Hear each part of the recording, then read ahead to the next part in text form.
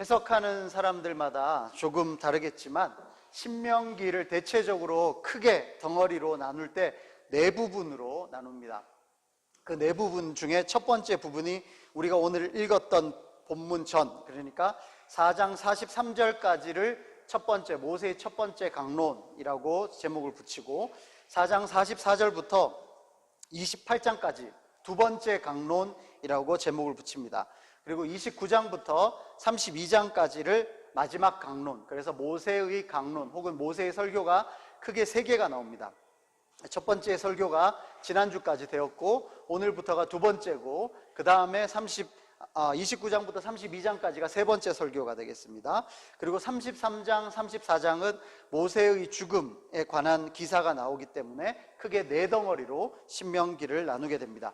오늘이 우리가 신명기 강의 21번째 시간이라고 되어 있는데요, 그러니까 지난 20번의 시간 동안 우리는 모세의 설교의 첫 번째 부분, 모세의 첫 번째 강론을 가지고 말씀을 나누었습니다. 아마 아주 전문적이고 신학적인 주제를 제외하고는 이 정도면 우리가 거의 모든 주제를 다루었다 생각이 됩니다. 그리고 이제 오늘부터 두 번째 강론으로 들어갑니다. 나누는 사람에 따라 이 4장 44절에서 4장 49절을 첫 번째 강론으로 앞으로 붙여놓는 사람도 있고, 또 어떤 사람은 이 44절부터 두 번째 강론이 시작된다라고 이야기하는 사람도 있습니다. 마치 이제 오늘 우리가 세배실에 들어왔는데 들어온 것 같기도 하고 아직 아닌 것 같기도 한 요 애매한 상황처럼 요 4장 44절에서 49절 요 부분은 첫 번째 강론으로 붙이는 사람도 있고 두 번째 강론의 시작이라고 하는 두 가지 부류가 있긴 합니다. 근데 지금 읽어보신 바와 같이 이것은 강론이 아니라 그때가 어떤 상황이었다라는 것을 이야기해 주고 있는 거죠. 그리고 나서 이제 실제적으로 말로 진행되는 것은 5장 6절부터입니다. 왜냐하면 5장 5절에 여호와께서 이르시되라고 해서 이제 본래의 내용은 6절부터 시작이 되는 거고, 그래서 4장 44절부터 5장 5절까지는 이 강론, 두 번째 강론이 시작될 때 어떤 상황이었는지, 그때 시간은 어떤 시간이었고 지리적으로 어디쯤에 있었다라는 것을 이야기해 주고 있습니다. 그래서 두 번째 강론, 우리 새로운 마음으로 새롭게 시작하도록 하겠습니다. 먼저 5장 5절입니다. 5장 5절에 보면 그때에 라고 시작하죠. 그때에. 여기서 그때가 어디냐 하면 우리가 흔히 알고 있는 십계명을 받았던 그때입니다. 그러니까 지금 5장 6절 이하에 나오는 것이 십계명이거든요. 우리 자꾸 나올 때마다 이야기하고 또 이야기할 때마다 모른 척하기도 좀 애매하니까 우리 정확하게 이참에 기억하고 넘어갑시다. 십계명은 성경에 어디에 나오나요? 우리 주일학교 학생이 있었으면 아마 뒷페이지예요 이럴 텐데, 성경 뒷장, 그죠? 저기 찬송가 뒷장 나오는 거 말고 성경책 안에 십계명은 두 번 나옵니다. 두 번. 그 두 번 중에 한 번이 지금 나와 있는 신명기 5장, 여기에 십계명이 한 번 나오고요. 그리고 또 한 번은 출애굽기 20장입니다. 출애굽기 20장으로 한번 가볼까요? 출애굽기 20장에 십계명이 나옵니다. 그래서 제일 처음에 받았던 것은 출애굽기 20장의 십계명이고 신명기 5장은 다시 한번 이야기해 줍니다. 근데 출애굽기의 십계명 버전하고 우리가 흔히 말하는 1.0하고 두 번째 신명기에 나온 십계명하고 딱 한 계명만 순서의 자구가 딱 바뀝니다. 그거 외에는 두 개가 똑같이 나오는데요, 그 바뀐 부분은 나중에 우리가 그때 가서 설명하도록 하고요. 출애굽기 20장이 이제 십계명이 나오는데 그 십계명을 받게 되는 과정이 19장에서부터 시작이 되는 거죠. 자, 19장 1절을 보시면 십계명을 받았던 그때가 언제인지 나오는데 함께 읽어보겠습니다. 출애굽기 19장 1절입니다. 시작. 이스라엘 자손이 애굽 땅을 떠난 지 3개월이 되던 날 그들이 시내 광야에 이르니라. 아멘. 십계명을 처음 받았을 그때 당시에 이스라엘은 애굽을 떠난 지 3개월이죠. 3개월이 되었고 장소는 시내 광야였습니다. 그러니까 애굽을 떠난 지 세 번째 되는 3개월쯤 됐던 그때쯤에 이스라엘 백성들은 시내 광야에 있었습니다.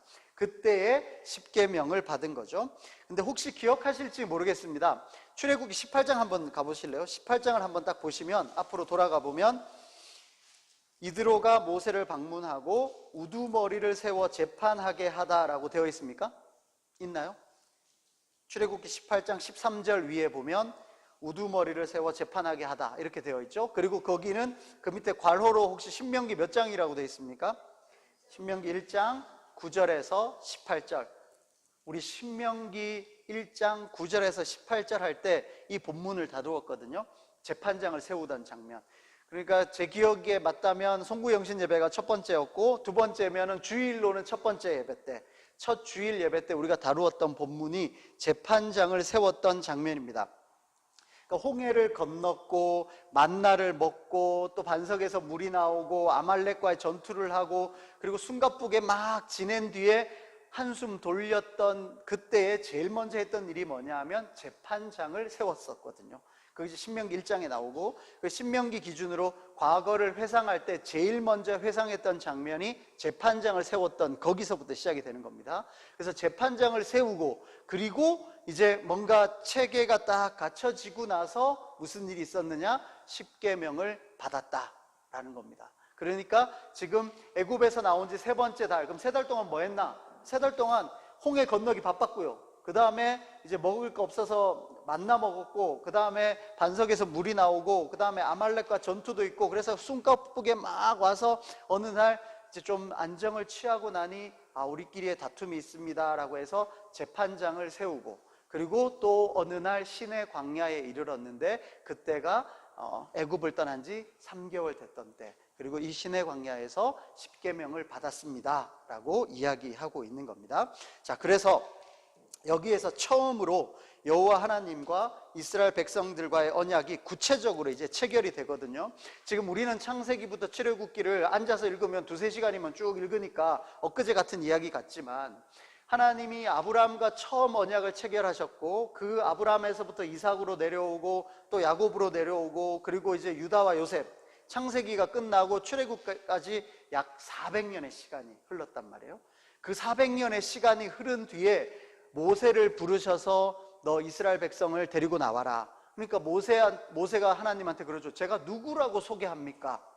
그 말은 이스라엘 백성들이 여호와 하나님을 그 400년 동안 잘 알고 지냈다는 이야기입니까? 아니죠. 우리 흔한 표현으로 교회 어릴 때 좀 다니다가요 한동안 쉬었어요. 그리고 다시 교회 나오는 것처럼 지금 이스라엘 백성들은 이 거의 400년의 시간 동안 여호와 하나님을 잘 알지 못했습니다. 그러니까 종교 생활이 없었어요. 모세조차 여호와 하나님에 대해서 당신 누구십니까? 라고 물었거든요. 그러니까 이스라엘 백성들한테는 창세기가 없었어요. 시간적으로 보면 하나님이 모세를 만났던 그때에 모세를 통해서 이제 말씀해 주고 계시는 거죠. 예전에 이런 일들이 있었다. 물론 어떤 조각조각의 이야기, 아브라함 할아버지의 이야기, 이삭 할아버지의 이야기들이 조각조각 흘러내려오긴 했겠지만, 어떤 경전을 가지고 어떤 예배 처소가 있고 어떤 종교적인 어떤 제도가 없었단 말이죠. 그렇게 있던 어느 날 이제 모세를 통해서 이제 애굽에서부터 나왔고, 아까 말했듯이 3달을 건너서 이제 숨가쁘게 모든 일이 진행되고 나서 이제 숨 돌리고 여호와 하나님과 이스라엘 백성, 우리들은 서로가 어떤 관계인지를 처음 이야기하고 있는 장면이 되겠습니다. 자, 19장 4절을 봅시다. 19장 4절 같이 읽겠습니다. 시작. 내가 애굽 사람에게 어떻게 행하였음과 내가 어떻게 독수리 날개로 너희를 업어 내게로 인도하였음을 너희가 보았느니라. 자, 이렇게 일단 어떤 일이 있었는지를 먼저 이야기합니다. 이게 고대 근동, 옛날에 이제 주종 관계라 그러죠. 봉건 제도와 같이 주종 관계의 계약을 맺을 때, 우리는 이제 주종 관계 그러면 잘 안 되니까 우리가 흔히 표현하는, 요즘으로 이야기하면 갑을 관계입니다. 갑과 을의 관계가 있는데 갑은 뭘 하고 을은 뭘 하고 하잖아요. 지금 이때 당시 약 3, 4천 년 전 고대 근동 지역에서 이런 계약 문서를 만들 때 어떻게 하냐면, 갑이 을에게 어떻게 엄청난 은혜를 베풀었는지를 먼저 이야기합니다. 이때 당시로 이야기하면 그런 거죠. 어떤 어떤 나라가 다른 제3국으로부터 크게 이제 압박을 받거나 전쟁 중에 있을 때 이 갑이라는 나라가 여기를 구해줘요. 그리고 나서 이제 이 제3자를 몰아내고 이 갑과 을이 계약을 맺는 거죠. 내가 너를 어떻게 인도했고 내가 너를 얼마나 보호했는지 기억해라. 그리고 앞으로 네가 나한테 매해 얼마의 그 전쟁 보상금이나 아니면 섬기는 돈을 나한테 상납해라. 대신에 나는 너를 보호해 주겠다. 다른 제3국으로부터 어떤 침입을 내가 널 막아줄 테니까 대신 너는 나한테 해마다 뭘 내라. 그 상납금에 관한 이야기를 하는 거거든요. 그게 이제 지금도 어느 정도 비슷한 내용이 있지 않습니까? 그래서 이거 가지고 또 어떤 사람들은 고대 근동의 계약 문서가 성경에 있으니까 이것은 고대 근동의 문화를 그대로 성경이 따온 거다 이렇게 이야기하는데, 물론 그렇게 말할 수도 있겠지만 이것이 성경이 고대 근동 문화에 영향을 받았다 그렇게 표현하기보다 그때 당시에 역사적으로 현실적으로 그런 일이 있었으니까요. 예를 들어 지금 하나님과 우리 사이에 계약을 맺는다면 지금 2019년 한국에서 유행하는 그 일반 표준 계약서를 가지고 오시겠지, 3000년 전 고대 근동의 계약 문서나 아니면 듣도 보도 못한 이상한 걸 갖고 오진 않을 거거든요. 우리가 그런 걸 이야기할 때 역사적이다 라고 표현합니다. 역사적이다라는 말은 이 성경의 이야기가 공중에 붕 떠가지고 뜬구름 잡는 이야기가 아니라 어떤 시간과 장소에 구체적으로 있었다, 그리고 히브리어로 기록되었고 혹은 셈족으로 기록되었고 이 모든 것들이 역사적으로 현실로 아니면은 사실로 있었다라는 걸 이야기할 때 우리는 역사적이다 라고 표현하지, 그것을 문화적으로 이것을 영향을 받았다, 그러니까 성경은 만들어진 이야기다 이렇게 흘러가면 안 되겠습니다. 지금 이걸 가지고 그렇게 이야기하는 사람들이 있어서 지금 한번 말씀드리는 겁니다. 자, 그리고요, 자, 4장을 그렇게 4절을 읽었고 5절을 한번 우리 같이 읽겠습니다. 시작. 세계가 다 내게 속하였나니 너희가 내 말을 잘 듣고 내 언약을 지키면 너희는 모든 민족 중에서 내 소유가 되겠고, 자, 5절에도 세계가 다 내게 속하였나니 라고 시작합니다. 세계가 다 내게 속하였다, 내가 이 정도의 능력이 있다, 그렇기 때문에 너희가 내 말을 잘 들으면 너희는 내 소유가 될 거다라고 이야기해 주는 거거든요.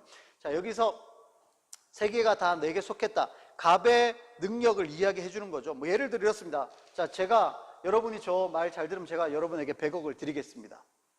하나도 안 믿기죠. 일단은 저한테 100억이 있는지 확인을 해야 될 거 아닙니까? 그죠?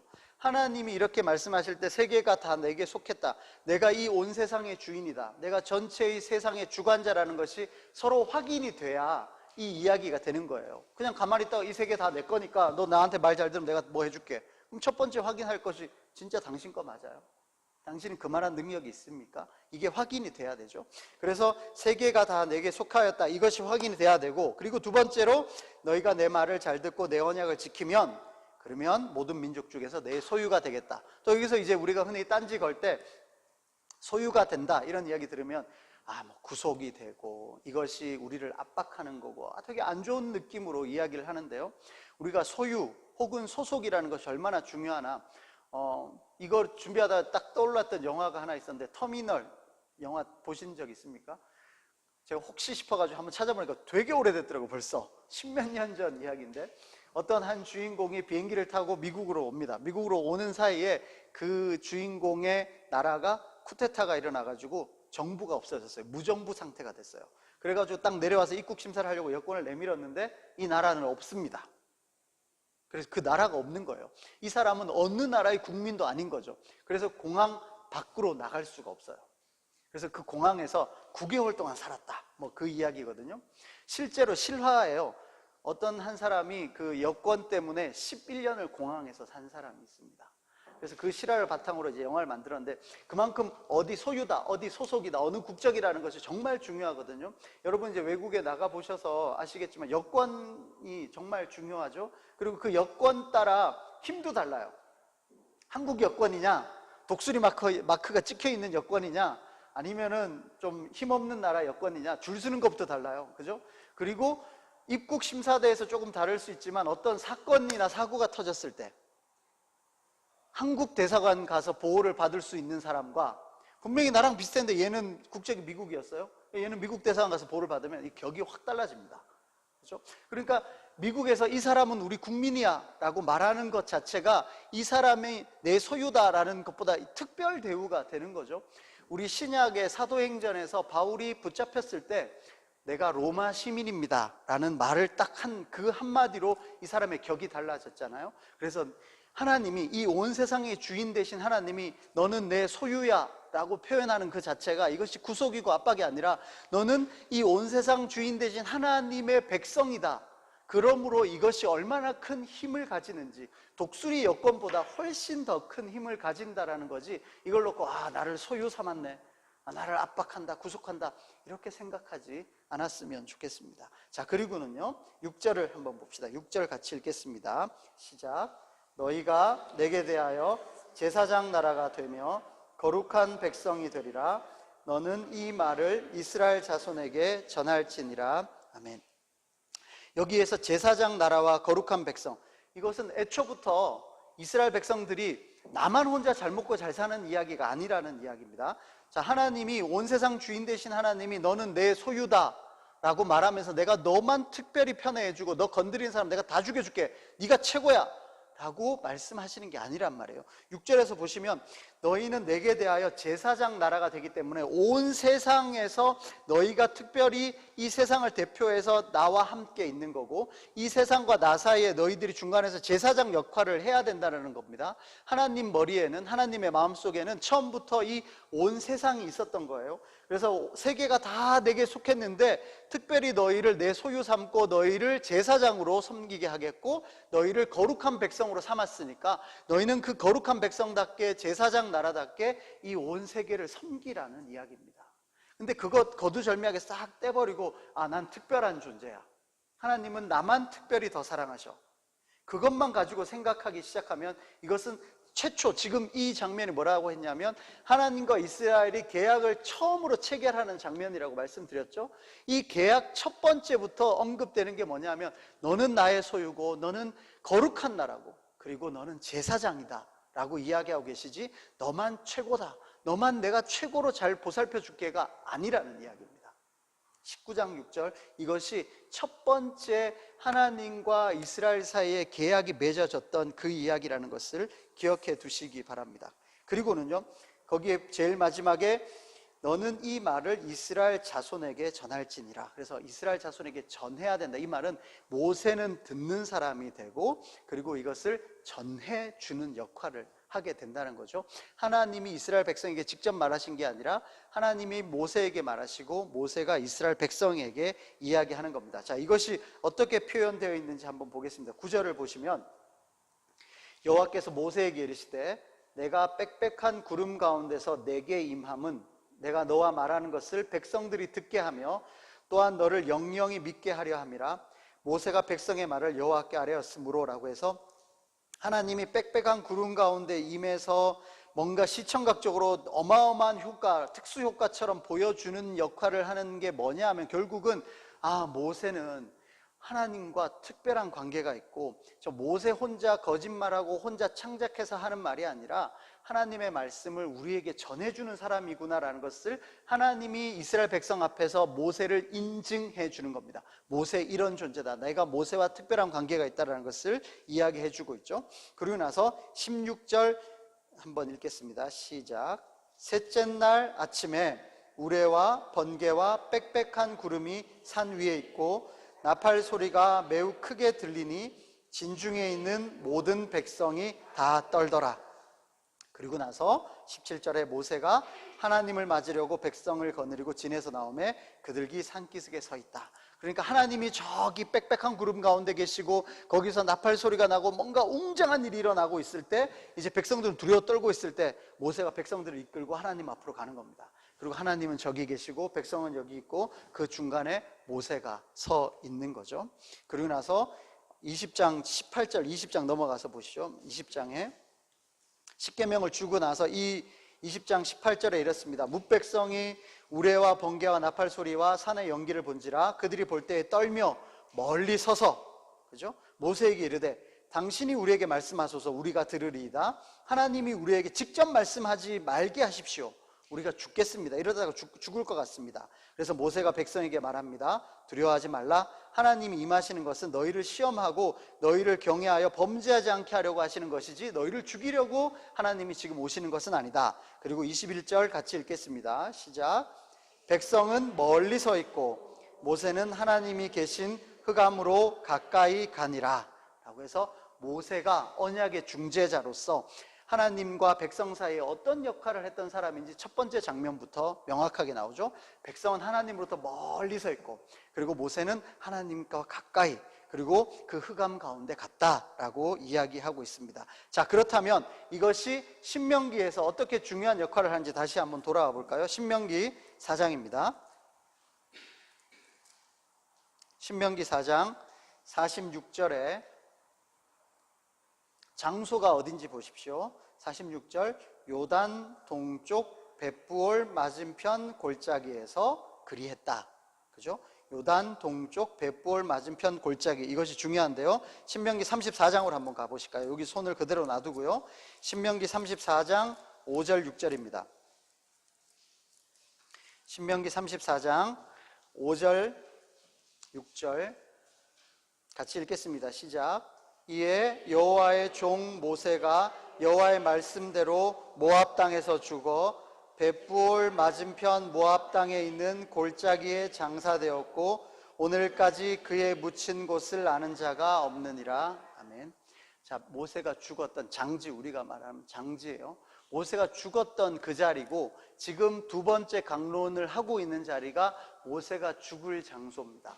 다시 말해 모세가 지금 이 두 번째 강론을 하고 있는 이곳이 장소적으로도 모세의 마지막 장소가 되겠고 시간적으로도 몇 달 후면은 모세는 이제 하나님께로 불림을 받습니다. 모세가 유언처럼 남기고 있는 강론이라는 겁니다. 그리고 모세가 어떤 인물이었느냐? 하나님과 이스라엘 사이에 중재자 역할을 했던 그런 모세가 이제 마지막 장소, 마지막 때에 정말 피토하는 심정으로 유언처럼 남기고 있는 것이 오늘부터 시작되는 모세의 두 번째 강론이 되는 겁니다. 물론 신명기 전체가 그렇다고 볼 수 있지만 신명기 첫 번째 강론은 여기서 조금 더 다른 장소에 있다가 이제 두 번째 장소로 와서 두 번째 강론이 시작되는 거거든요. 그리고 나서 세 번째 마지막 이제 강론을 하고 이제 신명기가 마무리가 되는 거기 때문에 모세의 유언과도 같은 설교다. 특별히 이 장소가 언급된다는 것은 여기가 마지막이었다는 것을 우리에게 강조해 주고 있습니다. 자, 다시 본문으로 돌아오겠습니다. 5장 1절입니다. 5장 1절을 한번 제가 읽어 볼 테니까 여러분 어디가 중요한지, 제가 뭘 강조하고 있는지 한번 들어보십시오. 모세가 온 이스라엘을 불러 그들에게 이르되 이스라엘아, 오늘 내가 너희의 귀에 말하는 규례와 법도를 듣고 그것을 배우며 지켜 행하라. 그죠? 세 가지 동사를 제가 좀 강조했습니다. 듣고, 그리고 배우며 지켜 행하라. 듣고 배우며 지켜 행하라. 이것이 십계명을 시작하기 전에 원래 이 십계명은 어떤 목적으로 너희들에게 주고 있는지를 명확하게 이야기해 주고 있는 겁니다. 그러니까 이 십계명을 그냥 지식적으로 외우라고 준 게 아니라는 거예요. 아니면은 폼나게 벽에다가 걸어 놓으라고 준 게 아니라는 겁니다. 이것은 처음부터 제일 궁극적인 목적은 지켜 행하는 겁니다. 근데 잘 지켜 행하려면 배워야겠죠? 배우려면 들어야 되는 거죠. 듣고 배우고 행해야 되는데 결국의 목적은 행하는 게 목적인 거지 이거 가지고 지식적으로 뭘 어떻게 하고 폼나게 뭘 하려고 주는 게 아니라는 거죠. 예를 들면 이런 겁니다. 약이라는 게 있어요. 약을 줄 때, 여러분에게 약을 줄 때 그 약을 바르는 약도 있어요. 그죠? 그리고 눈이나 이런 데 넣는 약도 있어요. 혹은 먹는 약도 있습니다. 약마다 목적이 다르잖아요. 자, 안약을 줬는데 먹으면 어떻게 돼요? 안 되겠죠, 그죠? 막 연고 막 먹고 짜먹고 막 이러면 안 되는 거 아니에요? 그러니까 바르는 약인지 먹는 약인지 넣는 약인지 붙이는 약인지 약마다 그 목적이, 그 처방하는 곳이 다르듯이 십계명을 주셨는데 십계명은 너네 그냥 써서 옆에 벽에다가 붙여놓으라고 주는 게 아니라고요. 혹은 그거 가지고 토론 막 해서 지식적으로 서로 이게 어떤데 저떤데 그거를 위해서 십계명을 주신 게 아니라고요. 십계명을 주신 첫 번째 혹은 마지막 목적은 뭐냐 하면 행하라고 주신 겁니다. 행하라고 주신 건데 그거 안 하고 서로 토론만 하고 앉았고 아니면 나 이만큼 알고 있다 자랑하고 있고 그게 아니라고요. 우리가 뭐 예를 들어 계약서를 쓸 때 계약서 중에 우리가 다 읽기 힘들면 그렇게 설명하잖아요. 이거 그냥 갖고만 계시면 됩니다. 그런 계약서가 있고 아니면 이거 그냥 알아만 두십시오 라는 게 있고 아니면 이거 언제까지 뭘 해야 됩니다 라는 계약서가 있잖아요. 이거 잘 들어야 되잖아요. 이거 어떻게 하라 그러면서 줬는데 갖고만 있으면 안 되죠.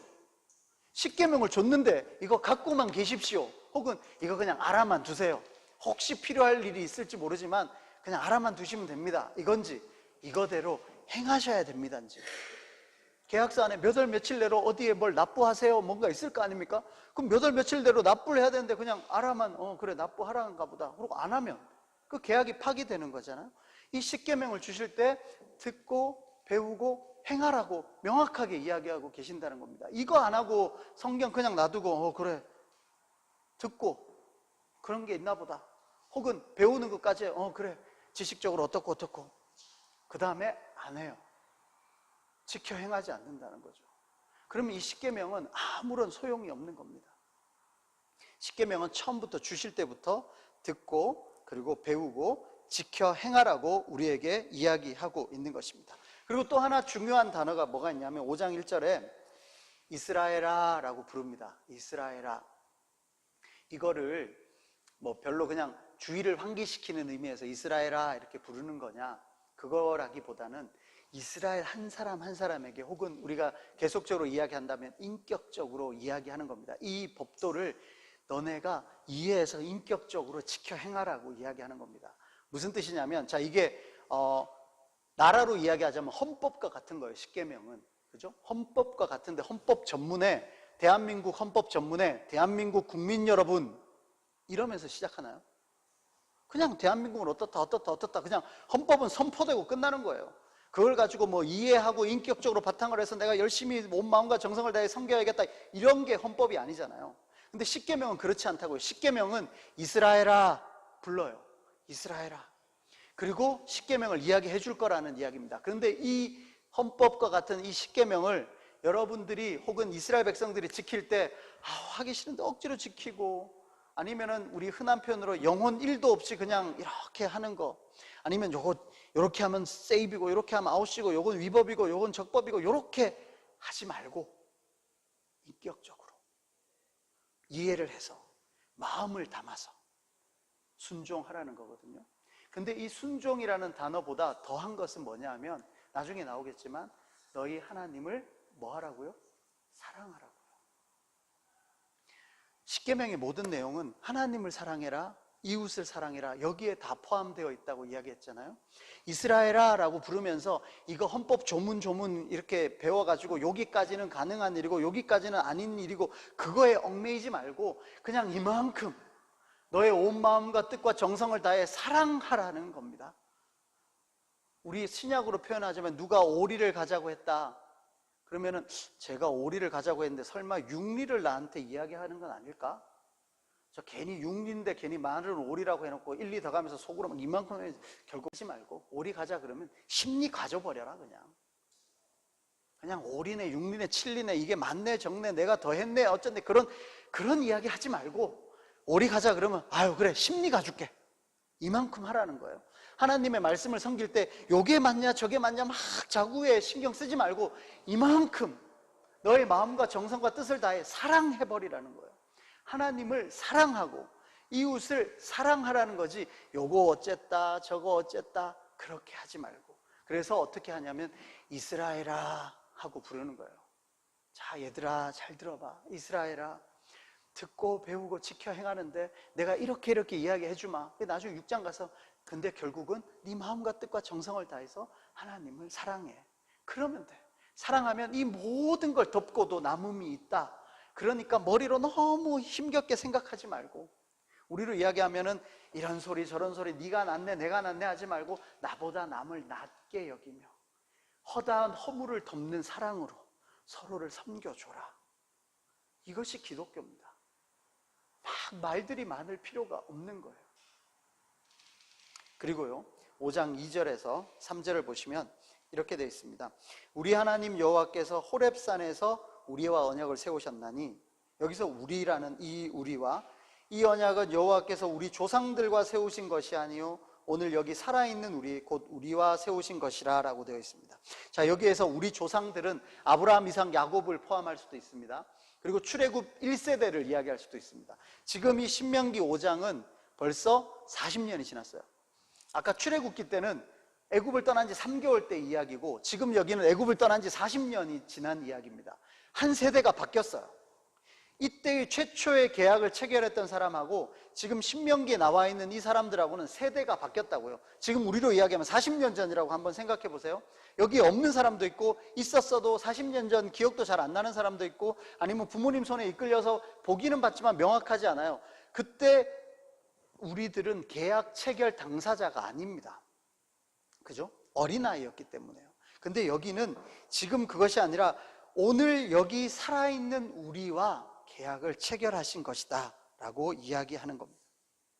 이것을 언약의 현재성이라고 표현하는데요, 최초에 아브라함과 맺었던 언약이든 야곱에게서 확인된 언약이든 아니면 다시 이스라엘 12지파로 확장됐었던 때건 아니면 요 앞에 40년 전에 출애굽 1세대하고 했던 그 언약이든 결국은 지금 오늘 여기 살아있는 우리와 하나님이 1대1로 계약을 맺고 계신 것이다. 언약은 현재적이다 라고 이야기하고 있는 겁니다.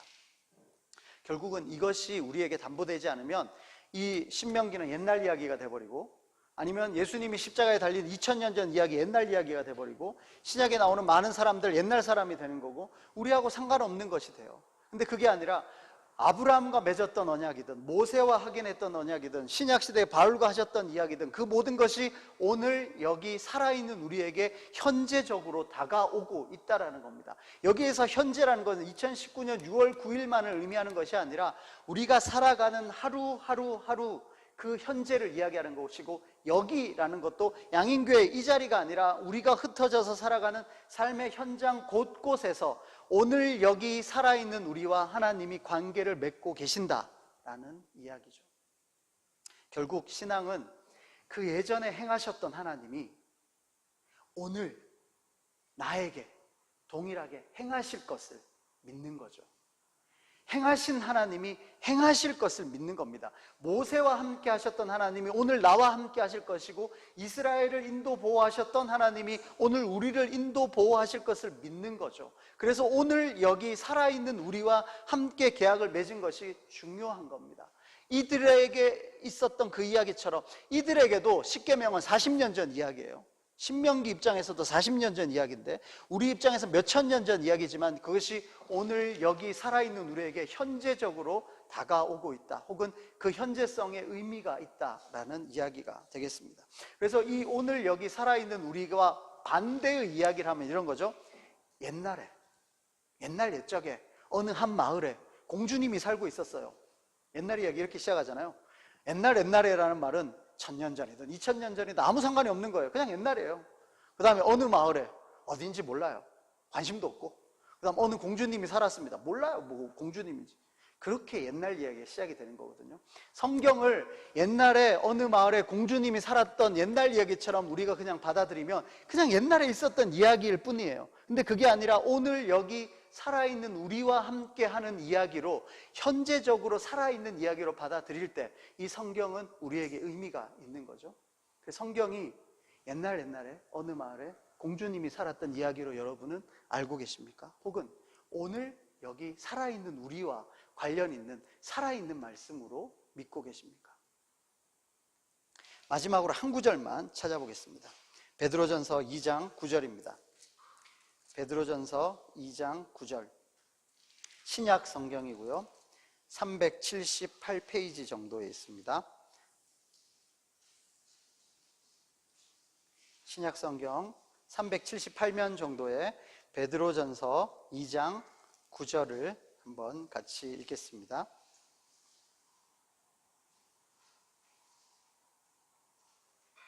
자, 다 찾으셨으면 함께 읽겠습니다. 시작. 그러나 너희는 택하신 족속이요 왕같은 제사장들이요 거룩한 나라요 그의 소유가 된 백성이니 이는 너희를 어두운 데서 불러내어 그의 기이한 빛에 들어가게 하신 이의 아름다운 덕을 선포하게 하려 하심이라. 아멘.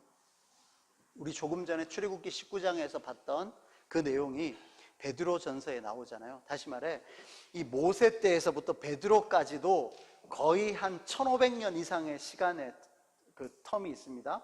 그리고 베드로부터 우리까지도 거의 한 1900년 이상의 시간이 있겠죠. 너희는 택한 족속이고 거룩한 나라고 왕같은 제사장이다라는 그 말이, 그 모세 때 있었던 그 말이 이 신약시대 베드로의 시대도 여전히 유효하고, 그렇다면 지금 우리에게도 여전히 유효한 거죠. 그게 오늘 여기 살아있는 우리에게 하시는 말씀이라는 겁니다. 그래서 택하신 족속이고 왕같은 제사장이고 그리고 거룩한 나라다. 그렇다면 질문을 한번 해볼게요. 여러분은 하나님의 소유로, 그리고 여기로 이야기하면 제사장같이 거룩한 나라로 믿고 살고 계십니까? 만약에 여러분이 하나님의 소유된 백성이라서 그런 자잘구레한 것들에 대해서는 크게 신경을 쓰지 않는 거예요. 우리 흔한 표현으로 이제 어린아이들이 엄마랑 쇼핑하러 가면 그렇잖아요. 가격표 신경 안 쓰거든요. 자기가 가면 가격표부터 보는데 엄마랑 가면 엄마가 알아서 할 거기 때문에 자기 좋아하는 거 그냥 고르면 돼요. 그 뭐 얼마 뭐 이렇게 1+1 이런 거 신경 잘 안 쓰거든요. 엄마는 신경 쓰겠죠. 그죠? 근데 엄마도 뭔가 우리 흔한 표현으로 큰 돈이 갑자기 생기면 다르거든요. 자, 우리가 하나님의 소유된 백성이다. 그리고 거룩한 나라고 왕같은 제사장이라면 하나님이 너 하나 잘 먹고 잘 사는 거, 다시 말해 하나님 나 얘보다 더 잘 먹고 잘 살게 해주세요, 그거 신경 쓰고 있는 게 아니라는 이야기예요. 그냥 예를 들어 보겠습니다. 제가 여러분들한테 봉투를 하나씩 드립니다. 그래서 딱 열어보니까 10만 원이 들어있어요. 기분 좋겠죠? 근데 옆에 사람을 보니까 5만 원만 들어있어요. 기분이 더 좋죠? 이쪽 사람을 보니까 10,000원만 들어있어요. 완전 기분이 좋죠? 근데 앞에 줄을 보니까 100만 원이 들어있어요. 아, 기분이 갑자기 안 좋죠? 똑같은 10만 원이었는데 이쪽이 얼마냐, 이쪽이 얼마냐, 여기가 얼마냐에 따라 이게 막 달라진단 말이에요. 지금 우리는 우리가 가지고 있는 거, 이거를 가지고 감사하는 것보다 얘 보면 기분이 안 좋아졌다가 쟤 보면 기분 좋아졌다가, 하나님이 우리를 제사장으로 거룩한 백성으로 부르셔서 그거 옆 사람 이거 보고 하나님 나 얘보다 더 많이 주세요, 왜 얘는 저보다 더 많이 갖고 있어요, 이런 이야기 하라고 우리를 부르신 게 아니라는 겁니다. 그냥 그거는 그냥 훌쩍 뛰어 넘어가자고요. 우리 어린아이들 싸울 때 옆에서 보면 참 쓸데없는 거 가지고 정말 열을 내고 싸우는 것 같지 않습니까? 아이고 그냥 족발해라, 그거 뭐 한다고 그러고 있냐. 제가 그때 한번 말씀드렸죠. 라면 면을 먼저 넣냐 스프 먼저 넣냐 가지고 엄청 싸웠다고요, 저 어릴 때. 지금 같으면 그러든 저 말든 끓여주면 고맙고 그런 거지 뭐. 지금 우리가 막 애타하면서 어떤 문제를 갖고 씨름하고 있는 거, 어찌 조금만 뒤에서 보고 아니면 조금만 높은 눈으로 보면 야, 뭐 그런 거 가지고 그러고 있냐, 저 뒤에 얼마나 큰 것들이 있는데, 너를 왕같은 제사장으로 삼았는데, 너를 나의 거룩한 백성으로, 내 소유된 백성으로 삼았는데 너 뭐 그거 가지고 아직도 옆에 사람 더 봉투에 뭐 들었나 보고 그러고 있냐. 그러지 말라. 언약의 현재성이라는 것은 오늘 여기 살아있는 우리에게 하나님이 그때 말씀하셨던 것과 같이 지금도 우리에게 그렇게 말씀하고 계시고, 하나님의 소유된 백성으로 어깨 쫙 펴고 배에 힘 딱 주고 멋있게 거룩하게 구별되게 제사장답게 살아가라는 이야기입니다. 말씀을 정리하도록 하겠습니다. 모세의 마지막 장소, 이 마지막 강론, 그리고 또 율법에 처음 받았던 그때 처음부터 지켜 듣고 행하라고 했던 그 말씀, 그리고 왕같은 제사장으로 거룩한 백성으로 하나님의 소유로 부르셨던 그 모든 내용이 오늘 여기 살아있는 우리에게 하시는 말씀임을 기억하시고, 또한 그것이 여전히 우리에게 힘 있는 말씀임을 믿고, 어떤 작은 문제들보다 조금 더 크신 하나님 바라보며 그것을 넉넉히 감당하고도 남음이 있는 우리 양인교회 한 분 한 분 되시기를 주님의 이름으로 축원합니다.